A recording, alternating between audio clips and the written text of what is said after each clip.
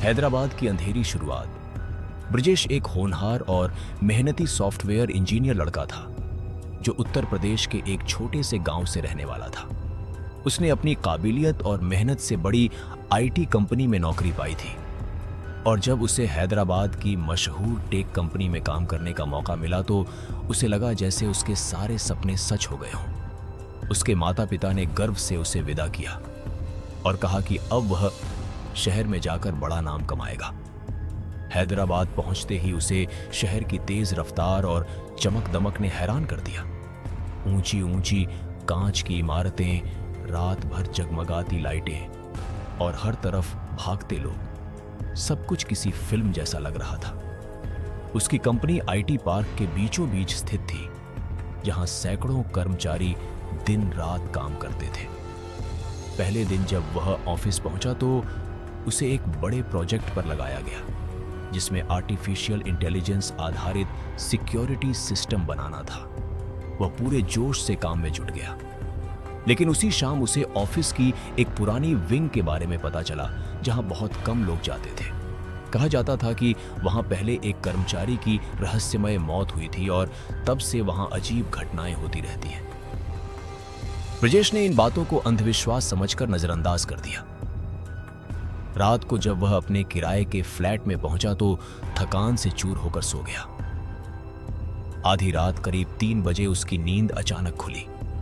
उसे लगा जैसे कोई उसके दरवाजे के बाहर धीरे धीरे चल रहा हो। उसने ध्यान से सुना तो कदमों की आहट साफ सुनाई दे रही थी। वह धीरे से उठकर दरवाजे तक गया और झिरी से बाहर देखा, लेकिन बाहर कोई नहीं था। फिर भी उसे महसूस हो रहा था कि कोई उसकी हर हरकत देख रहा है। अगले दिन ऑफिस में काम करते समय अचानक उसकी स्क्रीन पर अपने आप एक लाइन टाइप हो गई, वापस लौट जाओ। वह चौंक गया क्योंकि उसने ऐसा कुछ नहीं लिखा था। उसने सिस्टम चेक किया लेकिन कोई एरर नहीं मिला। उसके सहकर्मी ने हंसते हुए कहा कि शायद कोई बग होगा, लेकिन ब्रजेश के मन में एक अजीब सा डर बैठ गया। उसी दिन उसकी मुलाकात स्नेहा से हुई जो उसकी टीम में नई नई आई थी। स्नेहा समझदार और आत्मविश्वासी लड़की थी। दोनों साथ में काम करने लगे और धीरे धीरे दोस्ती गहरी होती गई। एक शाम जब वे दोनों देर तक ऑफिस में काम कर रहे थे तो अचानक पूरे फ्लोर की लाइटें टिमटिमाने लगी। बाकी सभी कर्मचारी जा चुके थे, सिर्फ वे दोनों और सिक्योरिटी गार्ड नीचे थे। तभी पुरानी विंग की तरफ से किसी चीज के गिरने की तेज आवाज आई। स्नेहा डर गई, लेकिन ब्रजेश ने हिम्मत दिखाते हुए कहा कि चलो देखते हैं। वे दोनों उस तरफ बढ़े तो कॉरिडोर में ठंडी हवा चलने लगी। लाइटें एक एक करके बुझती जा रही थी। जैसे ही वे आखिरी कमरे तक पहुंचे, दरवाजा अपने आप बंद हो गया। अंदर अंधेरा था और किसी के सिसकने की धीमी आवाज सुनाई दे रही थी। ब्रजेश ने मोबाइल की टॉर्च ऑन की तो देखा कि दीवार पर राख से लिखा था, अभी वक्त है, लौट जाओ। स्नेहा ने उसका हाथ कसकर पकड़ लिया। दोनों तेजी से बाहर भागे। नीचे पहुंचकर सिक्योरिटी गार्ड से पूछा तो उसने कहा कि ऊपर कोई नहीं गया था। उस रात ब्रजेश जब घर लौटा तो उसके फ्लैट की खिड़की के बाहर उसे एक धुंधली सी आकृति दिखाई दी जो कुछ पल खड़ी रही और फिर गायब हो गई। अगली सुबह उसकी मां का फोन आया। मां की आवाज कांप रही थी। उन्होंने बताया कि गांव में कुछ लोग उसकी शहर की नौकरी और उसकी दोस्ती को लेकर तरह तरह की बातें कर रहे हैं और नाराज हैं। ब्रजेश ने उन्हें शांत किया, लेकिन उसके मन में बेचैनी बढ़ती जा रही थी। ऑफिस में उसी दिन सर्वर रूम का अलार्म अचानक बज उठा। सब लोग घबरा गए। जब ब्रजेश ने मॉनिटर देखा तो स्क्रीन पर वही शब्द चमक रहे थे, वापस लौट जाओ। आईटी टीम ने कहा कि कोई तकनीकी खराबी नहीं है। यह सुनकर ब्रजेश के शरीर में सिहरन दौड़ गई। उसी शाम जब वह और स्नेहा ऑफिस से निकले तो आईटी पार्क के पीछे धुएं की हल्की परत दिखाई दी। वहां एक छोटा सा श्मशान घाट था जहां कभी कभी अंतिम संस्कार होते थे, लेकिन उस समय वहां कोई नहीं था। फिर भी धुआं उठ रहा था। हवा में राख उड़कर उनके पास आई और अचानक स्नेहा ने कहा कि उसे अजीब सा डर लग रहा है। जैसे कोई उन्हें देख रहा हो। ब्रजेश ने उसे भरोसा दिलाया, लेकिन खुद उसका दिल तेज धड़क रहा था। रात को फिर वही कदमों की आहट, वही ठंडी हवा और दरवाजे के सामने राख के निशान दिखाई दिए जो अचानक गायब हो जाते थे। अब ब्रजेश समझ चुका था कि यह सिर्फ संयोग नहीं है। हैदराबाद की इस चमकती दुनिया के पीछे कोई अंधेरा छिपा है जो उसे लगातार चेतावनी दे रहा है। लेकिन वह नहीं जानता था कि यह अंधेरा सिर्फ डराने नहीं, बल्कि उसकी जिंदगी को हमेशा के लिए बदल देने वाला है। ब्रजेश अब समझ चुका था कि हैदराबाद की चमकती इमारतों और उसकी कंपनी की कांच की दीवारों के पीछे कोई गहरा अंधेरा छिपा है जो लगातार उसे चेतावनी दे रहा है, वापस लौट जाओ। यह शब्द अब उसके दिमाग में गूंजते रहते थे। अगली सुबह वह ऑफिस पहुंचा तो उसकी आंखों के नीचे काले घेरे साफ दिख रहे थे। रात भर उसे नींद नहीं आई थी, क्योंकि हर थोड़ी देर में उसे ऐसा लगता जैसे कोई उसके कमरे में खड़ा उसे देख रहा हो। ऑफिस में कदम रखते ही उसने महसूस किया कि आज माहौल कुछ अलग है। लोग धीमी आवाज में बात कर रहे थे और पुरानी विंग की तरफ कोई भी नहीं जा रहा था। उसने अपने सिस्टम में लॉगिन किया तो देखा कि कल रात की सारी कोडिंग अपने आप डिलीट हो चुकी है और उसकी जगह एक फाइल बनी हुई है जिसका नाम था AMRpure_final। उसका दिल जोर से धड़कने लगा।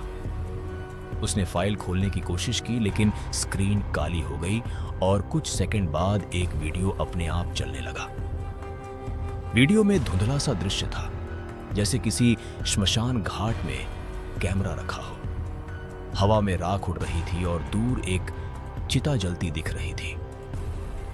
अचानक वीडियो में किसी की आवाज आई, जो शुरू हुआ है वह खत्म होकर ही रहेगा। ब्रजेश ने तुरंत सिस्टम बंद कर दिया। उसके हाथ कांप रहे थे। तभी स्नेहा उसके पास आई और बोली कि उसे भी अजीब कॉल्स आ रहे हैं। कोई अनजान नंबर से सिर्फ सांसों की आवाज सुनाई देती है और फिर कॉल कट हो जाता है। दोनों ने तय किया कि वे इस बारे में HR या मैनेजमेंट से बात करेंगे। लेकिन जब वे मीटिंग रूम में गए तो वहां का प्रोजेक्टर अपने आप ऑन हो गया और स्क्रीन पर वही शब्द चमकने लगे, तुम दोनों को चेतावनी दी जा चुकी है। स्नेहा डर के मारे रोने लगी। उसी समय ऑफिस की सारी लाइटें बंद हो गईं। सिर्फ कॉरिडोर में इमरजेंसी लाइट जल रही थी जो लाल रंग की थी और पूरे माहौल को और भी भयावह बना रही थी। नीचे सिक्योरिटी गार्ड ने बताया कि पूरी बिल्डिंग की बिजली सिर्फ उनके फ्लोर पर गई थी, बाकी सब ठीक था। यह सुनकर ब्रजेश के पैरों तले जमीन खिसक कर गई। शाम को जब वे दोनों पार्किंग की तरफ जा रहे थे तो उन्हें लगा कि कोई उनका पीछा कर रहा है। पीछे मुड़कर देखा तो एक लंबी सी परछाई कुछ दूरी पर खड़ी थी। जैसे ही वे आगे बढ़ते, वह परछाई भी आगे बढ़ती। अचानक तेज हवा चली और पार्किंग की सारी गाड़ियां एक साथ अलार्म बजाने लगी। स्नेहा ने डरकर ब्रजेश का हाथ कसकर पकड़ लिया।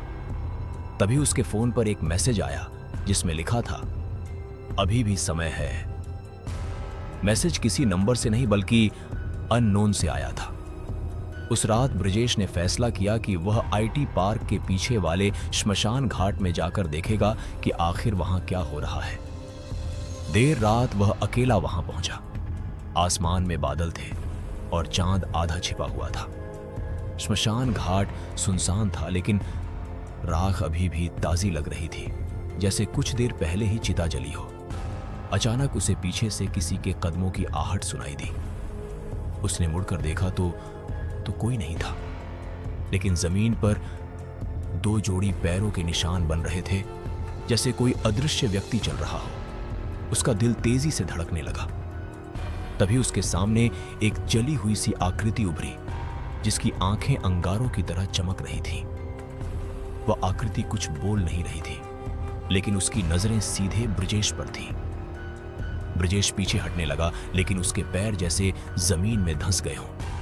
अचानक उसके कानों में अपने गांव के लोगों की आवाजें गूंजने लगीं, जैसे कोई पंचायत लगी हो और कोई गुस्से में चिल्ला रहा हो।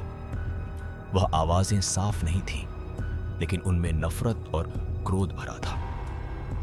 अचानक तेज हवा चली और वह आकृति गायब हो गई।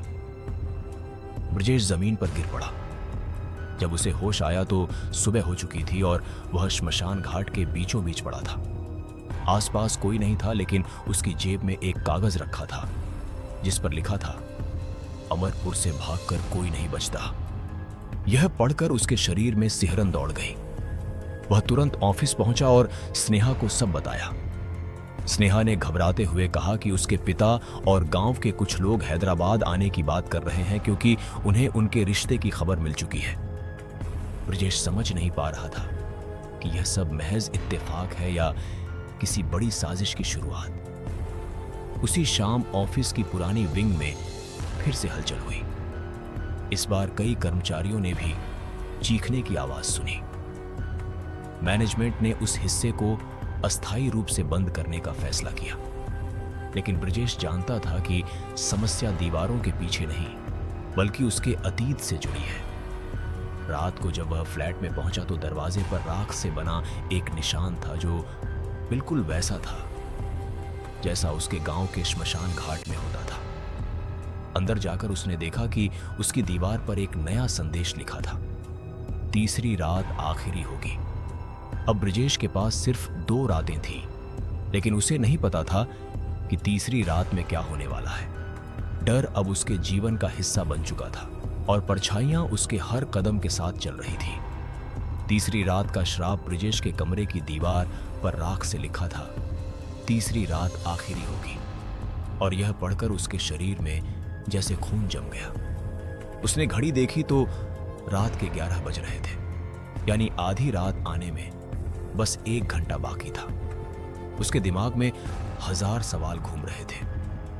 क्या सच में तीसरी रात कुछ भयानक होने वाला है? क्या यह सब उसके और स्नेहा के रिश्ते की वजह से हो रहा है, या फिर उसके गांव से जुड़ा कोई अंधेरा सच उसका पीछा कर रहा है? उसने तुरंत स्नेहा को फोन किया। स्नेहा की आवाज कांप रही थी। उसने बताया कि उसके घर से लगातार कॉल आ रहे हैं और उसके पिता ने साफ कह दिया है कि अगर उसने ब्रजेश से रिश्ता नहीं तोड़ा तो अंजाम बहुत बुरा होगा।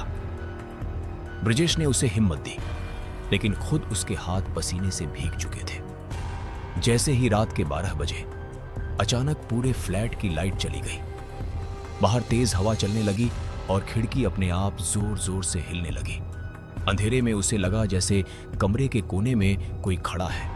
उसने मोबाइल की टॉर्च ऑन की तो कुछ नहीं था, लेकिन फर्श पर राख के ताजा निशान बन रहे थे, जैसे कोई अदृश्य कदम धीरे धीरे उसकी ओर बढ़ रहे हों। उसका दिल इतनी जोर से धड़क रहा था कि उसे अपनी सांसें सुनाई दे रही थी।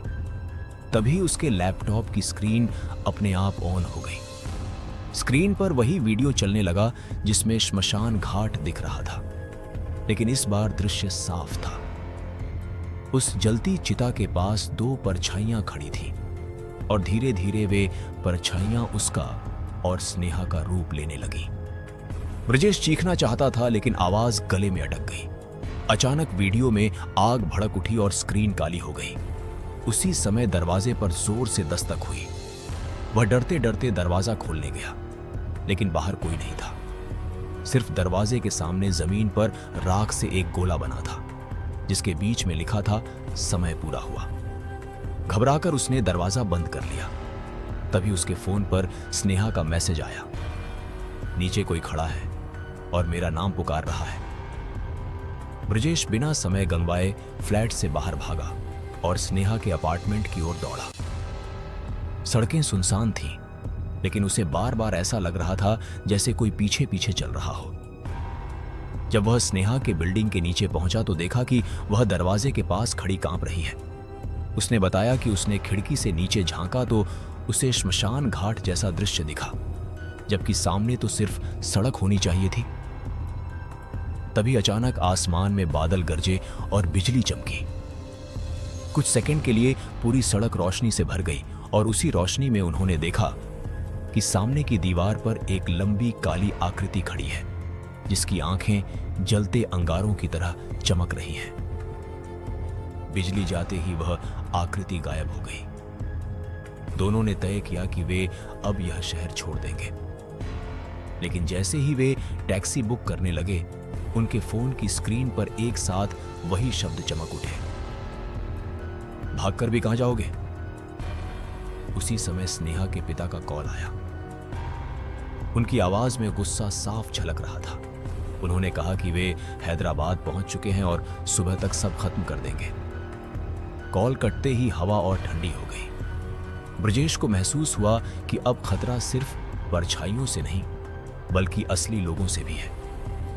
अचानक पास के श्मशान घाट की दिशा से ढोल की धीमी आवाज आने लगी, जैसे कोई अनजाना अनुष्ठान हो रहा हो। दोनों डरते डरते उस तरफ बढ़े। वहां पहुंचकर उन्होंने देखा कि चिता जल रही है, लेकिन आसपास कोई नहीं है।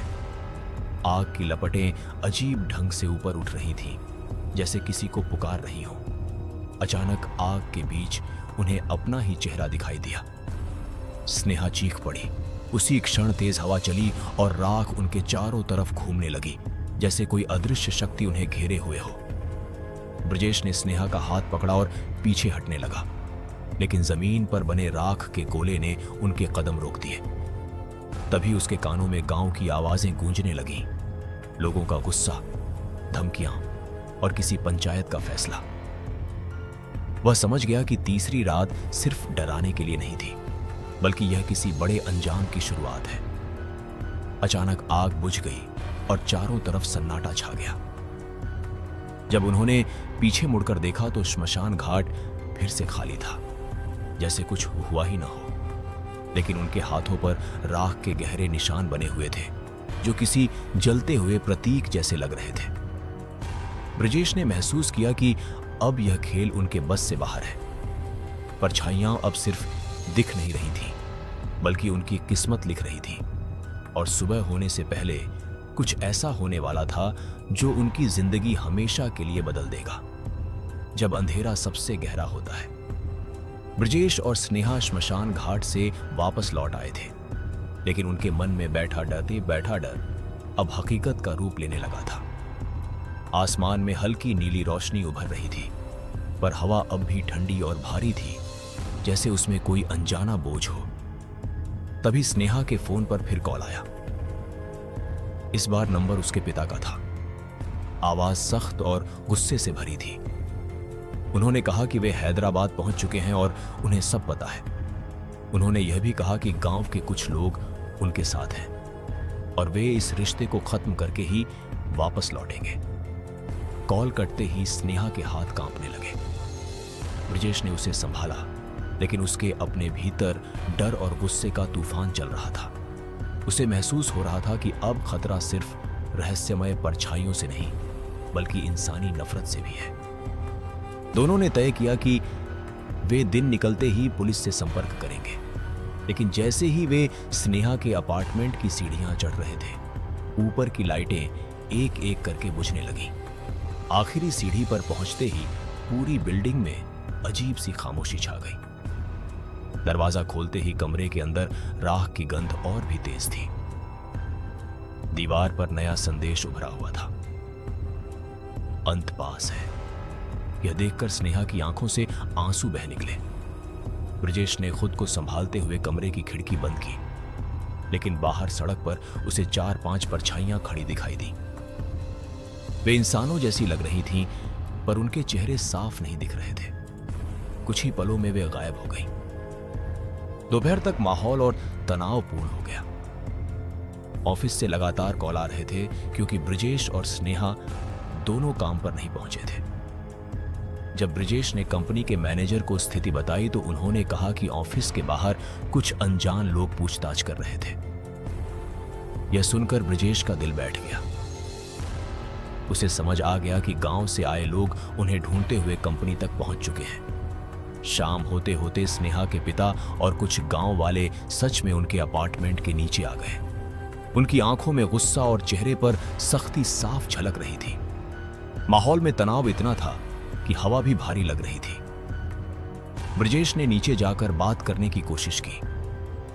उसने समझाने की कोशिश की कि वह स्नेहा से सच्चा प्यार करता है और किसी का अपमान नहीं करना चाहता। लेकिन भीड़ में खड़े कुछ लोग भड़क चुके थे।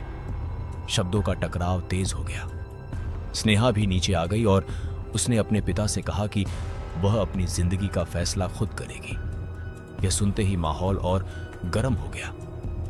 उसी क्षण आसमान में काले बादल छा गए और तेज हवा चलने लगी।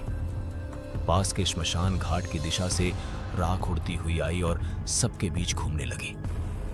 अचानक बिजली कड़कने की आवाज हुई और कुछ पल के लिए सब कुछ अंधेरे में डूब गया।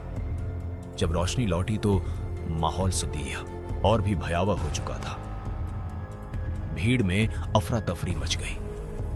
कोई चिल्ला रहा था, कोई पीछे हट रहा था। ऐसा लगा जैसे किसी अदृश्य शक्ति ने सबको घेर लिया हो।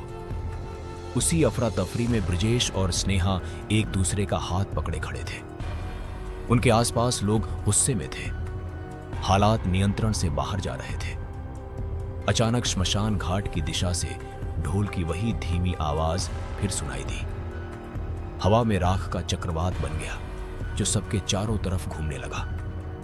लोगों की आवाजें धीमी पड़ने लगी जैसे किसी ने सबकी सांसें रोक दी हों। ब्रजेश को लगा जैसे जमीन उसके पैरों के नीचे से खिसक रही है। स्नेहा ने उसका हाथ और कस लिया। उसी क्षण एक तेज चमक हुई और सब कुछ सेकंड के लिए धुंधला पड़ गया। जब धुंध हटी तो माहौल पूरी तरह बदल चुका था। लोग सहमे हुए इधर उधर देख रहे थे।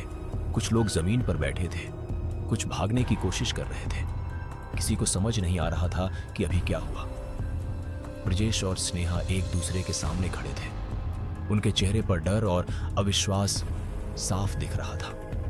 हवा में अब भी राख तैर रही थी और दूर श्मशान घाट से धुआं उठता नजर आ रहा था। उस रात का अंत किसी सामान्य झगड़े की तरह नहीं हुआ था। वह एक ऐसा मोड़ था जहां इंसानी नफरत और अनजानी परछाइयां आमने सामने आ चुकी थी। श्मशान का फैसला और टूटती सांसें उस रात के बाद सब कुछ जैसे बदल गया था। ब्रजेश और स्नेहा के चारों तरफ डर, गुस्सा और संक्षेप और अनजानी ताकतों का घेरा बन चुका था। गांव से आए लोग अब खुले तौर पर उन्हें धमका रहे थे। स्नेहा के पिता का चेहरा कठोर हो चुका था और उनकी आंखों में सिर्फ एक जिद थी।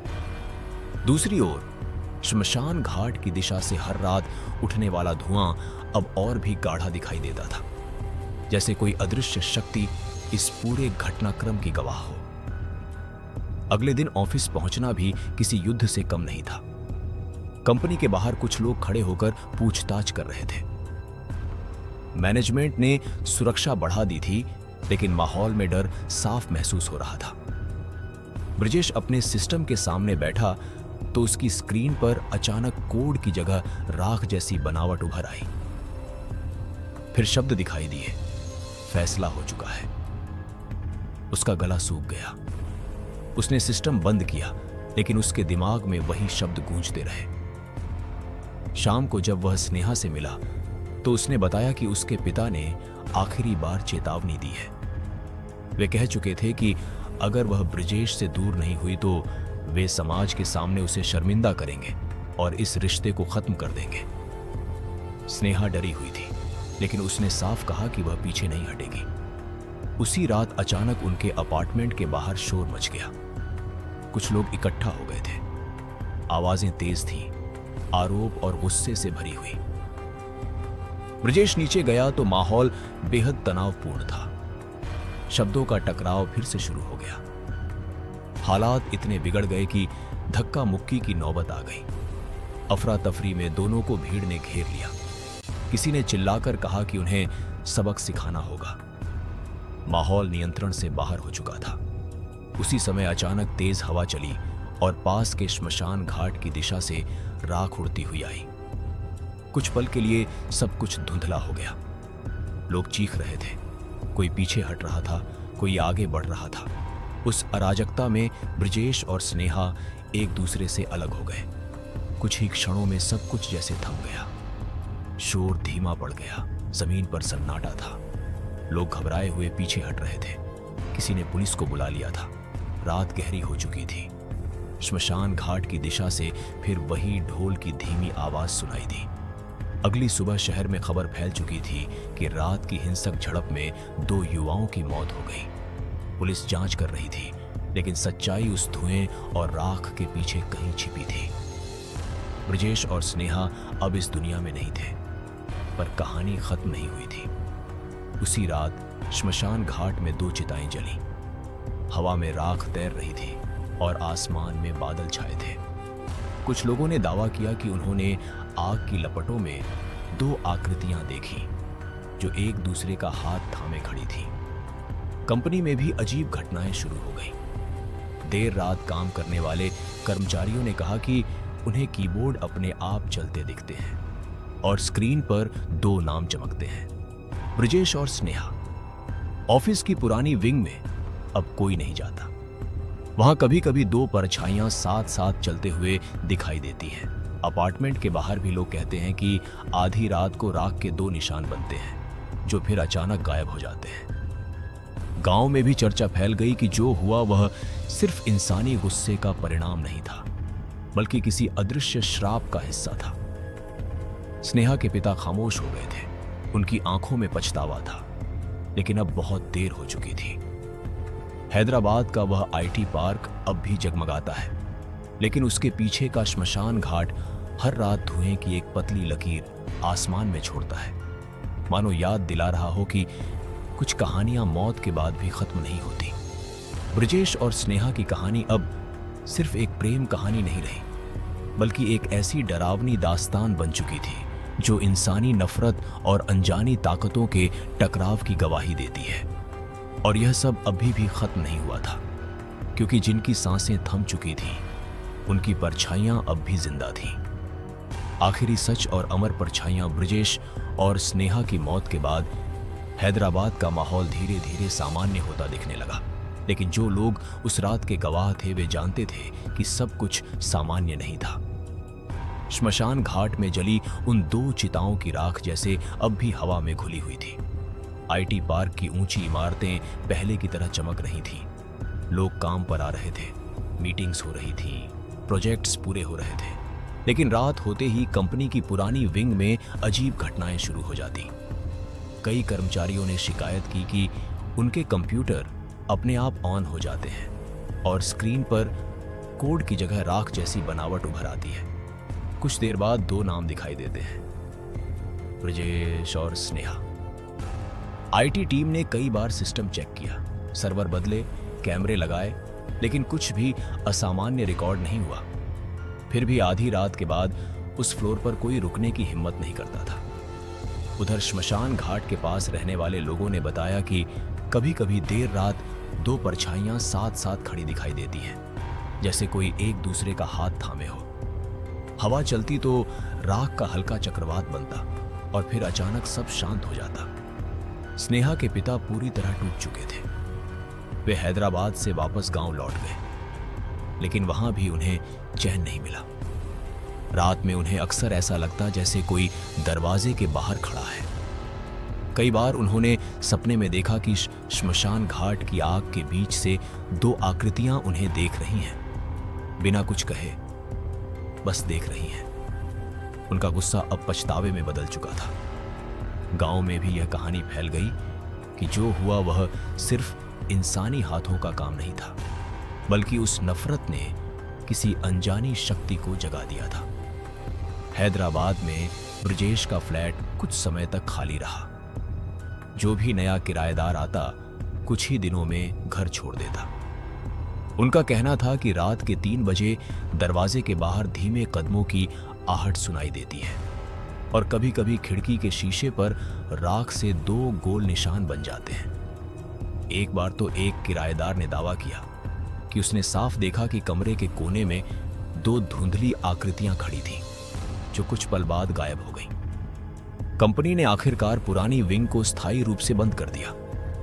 वहां एक नोटिस लगा दिया गया कि संरचनात्मक कारणों से यह हिस्सा असुरक्षित है, लेकिन सच यह था कि लोग वहां जाने से डरते थे। सिक्योरिटी गार्डों ने भी कई बार बताया कि सीसीटीवी कैमरों में कुछ सेकंड के लिए स्क्रीन धुंधली हो जाती है और उस धुंध में 2 साए साथ साथ चलते दिखते हैं। समय बीतता गया, लेकिन कहानी खत्म नहीं हुई। एक रात आईटी पार्क के मुख्य सर्वर में अचानक एक अजीब फाइल बन गई, जिसका नाम था फाइनल अंडरस्कोर रिलीज। जब टेक्निकल टीम ने उसे खोलने की कोशिश की तो स्क्रीन पर सिर्फ एक लाइन उभरी, प्यार को मिटाया नहीं जा सकता। इसके बाद सर्वर अपने आप बंद हो गया और कुछ मिनट बाद सामान्य हो गया, जैसे कुछ हुआ ही न हो। उस घटना के बाद कंपनी के पुराने कर्मचारी अक्सर फुसफुसाकर कहते कि ब्रिजेश अब भी अपने अधूरे कोड पूरे कर रहा है और स्नेहा उसके साथ है। श्मशान घाट में भी बदलाव आ गया था। पहले जहां रात में डर का सन्नाटा होता था, अब वहां एक अजीब सी शांति महसूस होती थी। कुछ लोगों का कहना था कि अगर कोई सच्चे मन से वहां जाकर प्रार्थना करे तो हल्की सी हवा चलती है और राख जमीन पर शांत होकर गिर जाती है, जैसे कोई संदेश दे रही हो कि नफरत ने उन्हें रोका लेकिन प्यार ने उन्हें अमर कर दिया। स्नेहा के पिता एक बार फिर हैदराबाद आए। वे श्मशान घाट गए और देर तक चुपचाप बैठे रहे। उन्होंने मन ही मन माफी मांगी। कहते हैं उसी पल हल्की हवा चली और राख का एक छोटा सा घेरा बना, फिर धीरे धीरे गायब हो गया। उस दिन के बाद से उनके सपने बंद हो गए।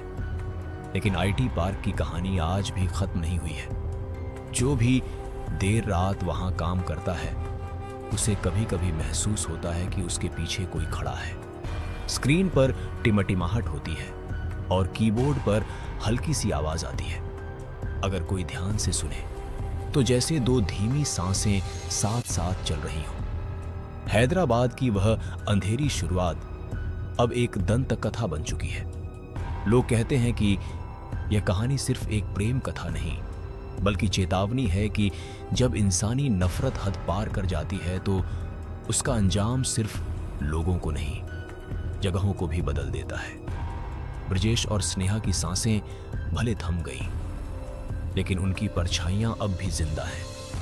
आईटी पार्क की कांच की दीवारों में, श्मशान घाट की राख में और उस हवा में जो हर तीसरी रात हल्की सी ठंडक लेकर गुजरती है। और अगर कभी देर रात तुम किसी कंप्यूटर स्क्रीन पर बिना वजह दो नाम चमकते देखो तो समझ लेना कि कुछ कहानियां मौत के बाद भी खत्म नहीं होती। लेकिन हैदराबाद का वह आईटी पार्क अब भी एक अनकही कहानी अपने भीतर दबाए बैठा था। लोग दिन में वहां सामान्य रूप से काम करते, मीटिंग्स करते, हंसते बोलते, लेकिन जैसे ही रात के 12 बजते इमारत का माहौल बदलने लगता।